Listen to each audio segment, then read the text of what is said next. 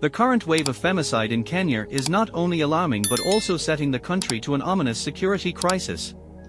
Welcome to the Fact Check channel. If you haven't subscribed, please do. Rights groups are calling for the Kenyan government to urgently investigate and prosecute cases of femicide after the brutal murders of 2 women. This is a national crisis. We are not doing enough as a country to protect women, said Audrey Mugeni, the co-founder of Femicide Count Kenya, an NGO that documents the number of women killed across the country each year. Last year, Femicide Count Kenya recorded 152 killings, the highest in the past 5 years. Representatives from the non-profit, which records reported cases only, says the actual number of killings is likely to be much higher. At least 4 cases of femicide have occurred since the start of the year. 2 gained public attention, including the murder of the 26-year-old Starlet Wahu on the 4th of January, who was stabbed by a man alleged to be part of a criminal ring, whose members violently extort and rape women they target through dating sites. Barely 2 weeks after Wahu's body was discovered, another woman was drugged and dismembered by a man she had arranged to meet in a rented flat. Her body parts were disposed of in plastic bags. More than 1 in 3 women in Kenya report having experienced physical violence in their lifetime, according to a 2022 national survey. Rights groups say while the country has strong laws and policies against gender-based violence, implementation is wanting. Since Femicide Count Kenya was founded in 2019, it has recorded incidents of women killed by stabbing, beating, mutilation, strangling and being doused in fuel and set on fire. Most of the victims were aged between 21 and 30. Such killings often take different forms like murder of women as a result of intimate partner violence, torture and misogynist slaying of women, targeted killing of women and girls in the context of armed conflict or religious cults, killing of women and girls because of their sexual orientation or gender identity, genital mutilation-related deaths, and killings from accusations of witchcraft. The current rampage of femicide in Kenya is connected to criminal gangs and organized crime, drug dealers, and human trafficking according to initial police investigations. Largely, the situation also links to a gender-based violent manosphere. It is crazy and lethal how the Kenyan cyberspace has become a collection of online forums promoting masculinity, misogyny, and opposition to gender equality. Politicians are not innocent either. The most disturbing is how their voices in the mainstream gender activism have become outshone by the social media outrage, mixing hilarity with calls for action. In contrast, no one seems to be bothered to that extent after a 20-year-old woman is killed in an Airbnb and her body chopped into pieces like chicken. Worse are the misogynists online blaming the victims as people who are paying for eating fair. When men are killed in similar circumstances, the joke is that they succumb in the line of duty. These are ridiculously awful statements. The underlying fact is that an escalating statistics of femicide cases sets the Kenyan security architecture to be horrendous. The non-charlatan attitude expressed in social media is a clear call for intervention by the state. Dynamism in security mechanisms for curbing this form of criminality must be designed as a priority. The cruel wave is an expression of extremism in our community, just like the case of Sharkahola debacle. Extremism, whether religious or misogynism, must be dealt with as a security threat. I know some politicians trivialized security and safety concerns, hyping that many things would still kill Kenyans.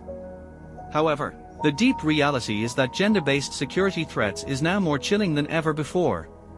Nonetheless, the police cannot be deployed everywhere while the guns cannot secure people against all sorts of aggression. Archbishop of the Anglican Church of Kenya Jackson Ole Sapit has called for life imprisonment or any other tough measures against individuals killing innocent girls in Airbnb. Speaking during the consecration and dedication of newly constructed St. John's Marinian ACK Church at Karopkat in Nandi, the Archbishop said the moral decay in our society is very bad, calling on the Church to pray for this nation.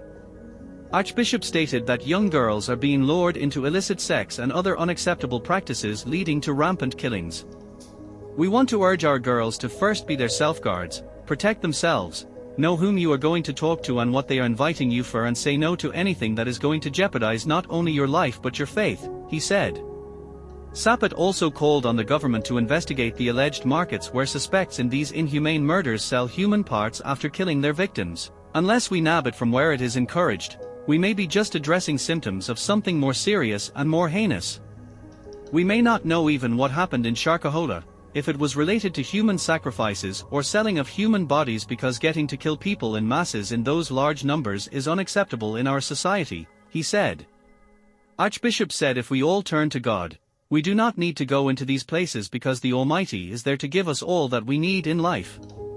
Let us be protectors of each other and our communities to be vigilant. If there are areas that are known and prone to some of these practices, the government should follow it up, investigate and know the movement of these people who are doing these atrocities, and for those who are apprehended, we call for tough measures that they will never return to society and mingle with our children, he said.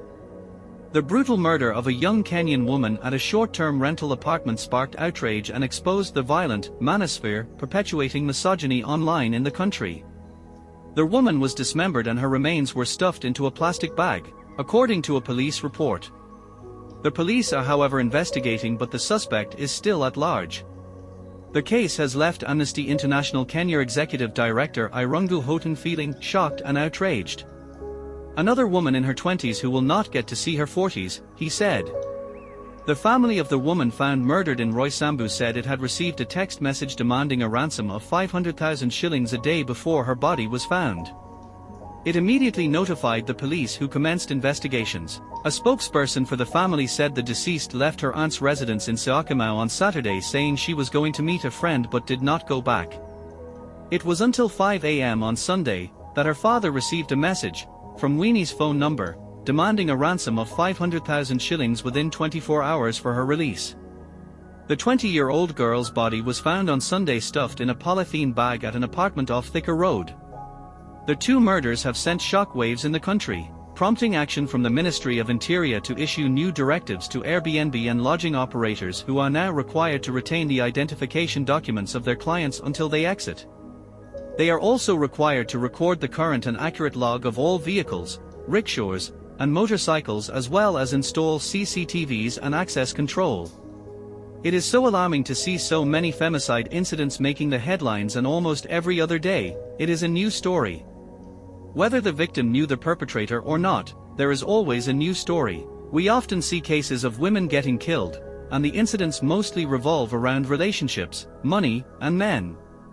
If you check the online comments, the victim is torn apart bit by bit with very bitter comments of how she should have had or used her own money, or she should have avoided walking alone in the dark. Fact Check spoke to this one lady working as a waiter in one of the nightclubs in Westlands, Nairobi, and this is what she had to say: men just have the mentality of getting what they want, and if not, then they need to punish the other person. Which begged me to think, what kind of culture is this that is being adopted by men? When did men start feeling the need, and as if they have a right to kill someone? Where is all the entitlement coming from? What happened to "no means no"? I remember having a chat last week with some of my girlfriends, and a major concern is how we, women, have all been turned into walking targets, and that at any point in time you refuse in advance, that might be the last time any one of us sees the other person. I think from today, if any man stops me to ask for my number, I will gladly give it to them and then delete and block them later on, one friend said in the group chat. You know, you might decide to ignore or bluntly say no, and the man might pull out a gun or a hacksaw or even an axe and hit you just because you refuse to give them the number. I would not want to take chances with my life. As I walk around every day, I have to constantly be on high alert of my surroundings and note who is there, who has been following me, and even who says or does anything. I am worried the catcalling can turn violent, and regardless of whether I know the man or not, I might be a statistic. Even with the extra caution, I am never too sure. It is also sad to see a lot of victim blaming online once a story breaks, like in the instance of the recent social media engagement around prostitution and escorts. As a man, when you engage in those extracurricular activities, you definitely are aware of what goes on. So where does the rage come from when you feel dissatisfied with what transpired, and why feel the need to take someone's life? Everybody's life matters, and things definitely need to change. We must do something to do away with this ill culture that is fast eating into our society. We first have to collectively accept that femicide is a problem. Perhaps, let it start with our children. We might even do as much with our pre-teens and teens, but the efforts must be intentional. For many Kenyan women, The current situation is akin to living in a nightmare because safety is not guaranteed when in the company of a male counterpart or even outside the confines of the walls of your home. Femicide, the intentional killing of women, and is a component of gender-based violence.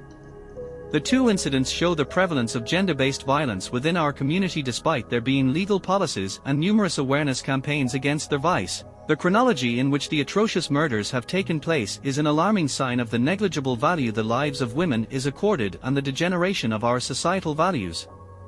Instead of showing compassion and empathy towards the victims, and holding the perpetrators accountable, most have resorted to blaming and stigmatizing the victim. This is carried out without considering that regardless of a woman's conduct or action, femicide is not a justifiable response. Those who participate in victim blaming fail to recognize the fact that their actions may inadvertently perpetuate a culture that tolerates and normalizes violence. This can resultantly create an environment where perpetrators feel less accountable for their actions, contributing to a cycle of abuse. Further, victim blaming will reinforce harmful cultural and social norms that perpetuate inequality and discrimination which impede social progress toward attaining gender equality. While there exists legal remedies for perpetrators, the scar left in society cannot be ignored. Femicide reverberates beyond individual victims, affecting families, communities, and society at large. Communities are traumatized by such acts, feeding a cycle of fear and vulnerability. It is important to acknowledge and address the broader societal impact of femicide to pave the way for comprehensive solutions. Thank you for watching.